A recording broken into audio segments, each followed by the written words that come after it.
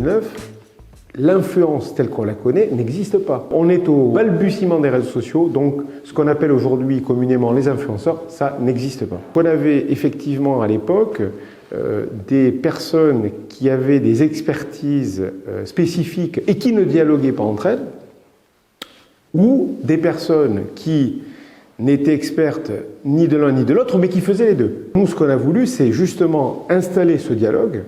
avec des experts de part et d'autre sur des métiers qui relevaient du lobbying,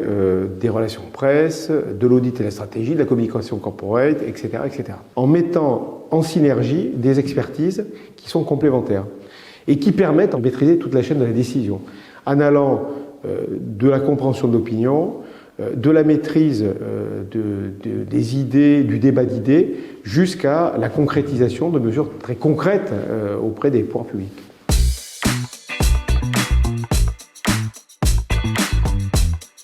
On a cette première intuition qui est de se dire il faut vraiment réussir à mixer ces deux expertises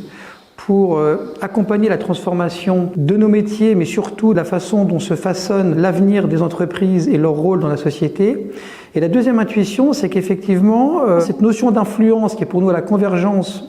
à la fois de cette communication et des affaires publiques, c'est qu'elle doit être extrêmement engageante et positive parce que c'est une influence qui doit s'inscrire dans les grandes questions d'intérêt général qui traversent la société. L'influence, c'est quelque chose qui suppose, d'une part, l'ambition de parler à tous les publics d'une seule et même voix pour défendre ses convictions et ses activités. C'est une démarche qui se veut beaucoup plus transparente dans la façon de mettre à plat les défis, et donc par rapport à toutes les questions du greenwashing qu'on voit aujourd'hui, c'est aussi la volonté davantage s'inscrire dans des démarches de progrès que dans des postures vertueuses